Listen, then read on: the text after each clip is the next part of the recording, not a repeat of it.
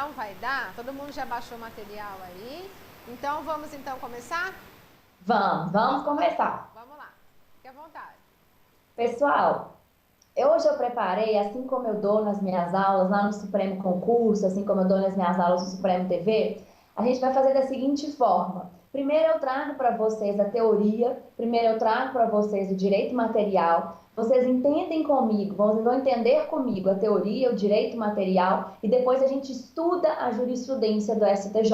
Porque você só pode estudar a jurisprudência do STJ depois que você conhece o direito material, depois que você sabe essa parte teórica. Depois que você sabe a parte teórica, você aplica a jurisprudência do STJ. Qual que é o tema do nosso encontro de hoje? É o fortuito interno e o fortuito externo na jurisprudência do STJ. Só que antes, então, da gente chegar no ponto de hoje, eu tenho que falar para vocês que hoje nós vivemos uma fase, de acordo com a nossa doutrina mais moderna, de proliferação dos danos. Hoje nós vivemos uma fase de expansão dos danos. Tanto uma expansão, tanto uma proliferação qualitativa quanto quantitativa dos danos. O que seria isso? Essa expansão qualitativa, essa expansão quantitativa dos danos. Pessoal, a expansão qualitativa dos danos, ela nos apresenta porque hoje nós vivemos um número maior de espécies de danos passíveis de ressarcimento. Hoje a sociedade moderna, ela convive com um número maior de danos passíveis de ressarcimento. Se tradicionalmente nós só éramos reparados a título de dano moral e a título de dano material, hoje não mais. Hoje nós somos reparados a título de dano moral, a título de dano material, mas também a título de dano estético, através da perda de uma chance, através dos danos transindividuais, que são os danos coletivos e os danos difusos.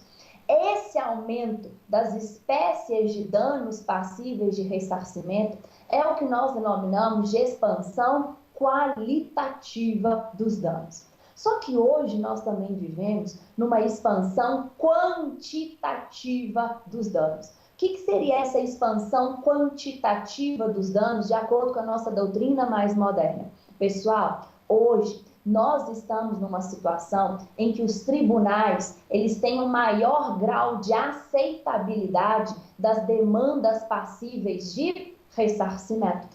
Hoje os tribunais, eles aceitam com mais facilidade as demandas de reparação.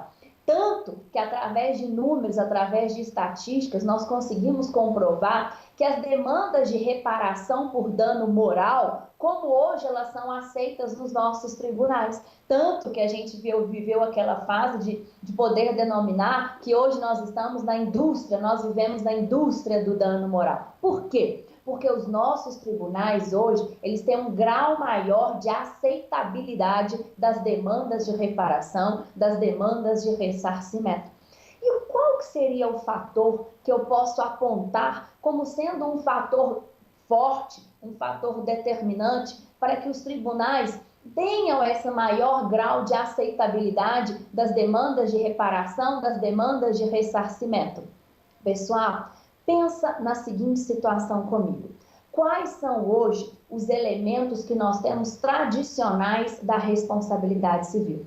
Quais são hoje os pressupostos, os elementos tradicionais da responsabilidade civil? A prática de um ato ilícito. Então, para eu imputar a responsabilidade civil para o agente, eu tenho que ter a prática de um ato ilícito, também conhecido como uma conduta humana antijurídica. Eu tenho que ter a ocorrência de um dano. Eu tenho que ter a presença do elemento culpa e eu tenho que ter a presença de nexo de causalidade. Então, uma vez presente, ato ilícito, dano, elemento culposo, nexo de causalidade, eu vou lá e imputo responsabilidade civil para o agente causador do dano.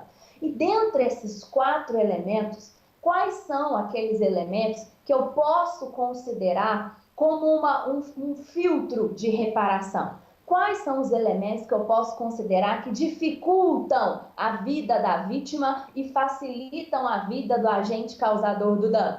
A culpa e o nexo de causalidade. Pessoal, a culpa e o nexo de causalidade são o que nós denominamos de filtros tradicionais de reparação.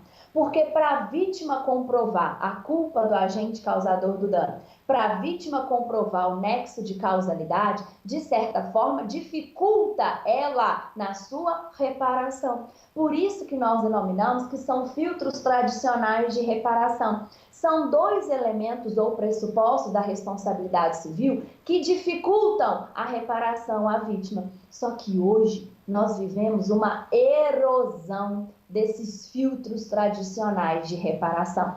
O que seria isso? A erosão dos filtros tradicionais de reparação, culpa e nexo de causalidade. Pessoal, atualmente a culpa ela perde a sua importância. Hoje a culpa perde a sua importância. Hoje o nexo de causalidade perde a sua importância. Por isso que nós falamos que é uma erosão dos filtros tradicionais de reparação. Se eu tinha a culpa e o nexo de causalidade como dificultadores da reparação à vítima, se a culpa e o nexo de causalidade perdem a sua importância, eu tenho agora uma facilitação da reparação à vítima. Se eu tenho uma facilitação da reparação da vítima, automaticamente eu tenho um maior grau de aceitabilidade das demandas de reparação junto aos nossos tribunais, o que enseja essa expansão quantitativa dos danos. E como que eu posso mostrar para vocês que hoje, a partir dos julgados trazidos pelos nossos tribunais, a culpa perde a sua importância, o nexo de causalidade perde a sua importância? Pessoal, a culpa ela é um elemento ou pressuposto que precisa de ser comprovado, que necessita de ser comprovado se nós estivermos diante de uma responsabilidade civil subjetiva. Só que nós sabemos que com o advento do Código Civil de 2002 e com o advento do Código de Defesa do Consumidor, emerge as hipóteses de responsabilidade civil objetiva. Na responsabilidade civil objetiva, eu dispenso a comprovação da culpa. A responsabilidade civil objetiva, ela dispensa, ela independe da comprovação do elemento culposo. Então, se a vítima, que antes, para ser ressarcida, precisava de comprovar a conduta culposa do agente causador do dano, agora, nessa imersão das responsabilidades civis objetivas, tanto dentro do Código Civil quanto dentro do Código de Defesa do Consumidor, a culpa ela perde a sua importância. Então, eu facilito a reparação à vítima. E como que o nexo de causalidade ele perde a sua importância? Pessoal, hoje os nossos tribunais flexibilizam a exigência do nexo de causalidade. Pensa na seguinte situação comigo. Se eu, na condução do meu veículo automotor, atropelo um pedestre, o pedestre vai lá e ajuiza uma ação de reparação de danos em face de mim, quais são o que eu posso arguir como instrumento de defesa para eu afastar a minha responsabilidade civil, para eu não ficar com o dever de reparar o dano causado? Ora, automaticamente surge na nossa cabeça a possibilidade de arguir qualquer uma das excludentes do nexo de causalidade. Se chega uma demanda de reparação de danos para você, sendo você o réu dessa demanda, o que na hora você tem que pensar? Será que eu estou diante de alguma excludente do nexo de causalidade? Porque se você estiver diante de qualquer excludente do nexo de causalidade, vai afastar a sua responsabilidade. Você não terá o dever de reparar o dano causado. E quais que são as 3 excludentes de nexo de causalidade que nós temos hoje? Fato exclusivo da vítima, fato exclusivo de terceiro, caso fortuito e força maior. Então, eu poderia arguir como forma de excluir a minha responsabilidade ou que o dano decorreu de uma conduta exclusiva da vítima, ou que o dano decorreu de uma conduta exclusiva de um terceiro, ou que o dano proveio de um caso fortuito e força maior. Então, essas 3 excludentes do nexo de causalidade, elas serviam para facilitar a vida do agente causador do dano, para auxiliar o agente causador do dano e, de uma certa forma, para prejudicar a vítima. Porque uma vez acolhida qualquer excludente do nexo de causalidade e acolhida essa excludente, a vítima ela não ficaria sendo reparada. A vítima ela ficaria ressarcida, a vítima ela ficaria irreparável. Então, os nossos tribunais começam nesse afã de não deixar a vítima sem reparação, de garantir a reparação integral à vítima, eles começam a flexibilizar a exigência do nexo de causalidade.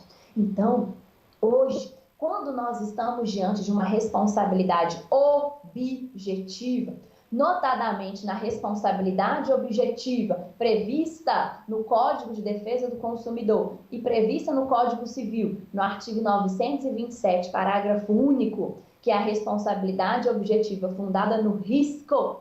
Se eu hoje exerço uma atividade, que é uma atividade que causa danos, por exemplo, ao meio ambiente, a minha atividade ela é lesiva ao meio ambiente, se eu vier a causar qualquer dano ambiental, eu vou ficar obrigada a reparar o dano causado, independentemente de qualquer excludente de nexo de causalidade. É o que nós chamamos de responsabilidade objetiva fundada no risco integral.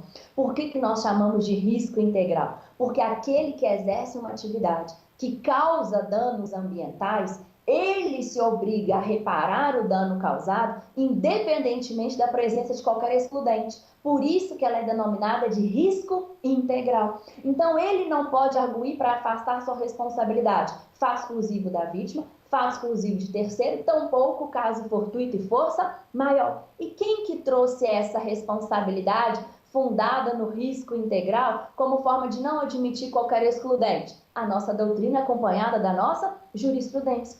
Tanto que vocês podem ver no material de apoio que está com vocês, o informativo 507 do STJ. O que o STJ fala no informativo 507? Olha a situação analisada por ele.